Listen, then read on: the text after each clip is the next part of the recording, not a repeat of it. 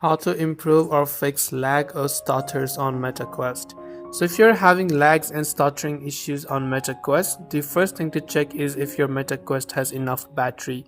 So sometimes due to lack of proper and high battery and high battery percentage, you could be having that issue. Also make sure your left controller as well as your right controller also has enough battery in it to be able to fix that issue. Now after that you want to simply open up settings, then on the left hand side you can go to general followed by storage, and you want to check if your storage is not full, because if it is full then you could be facing that issue. So what you can do is you can simply hit the uninstall option next to certain applications that you no longer need on your device. So you can see a couple of devices here and a couple of applications, and you can also turn on to offload the unused applications. Similarly, on the left hand side you can go ahead and then see other various options as well. Check if you have an update available on your Quest. If it does, then make sure to update it to the latest version.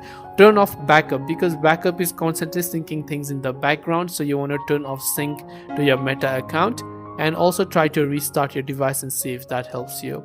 So I hope this video helped you out. If you have any questions, feel free to leave them down.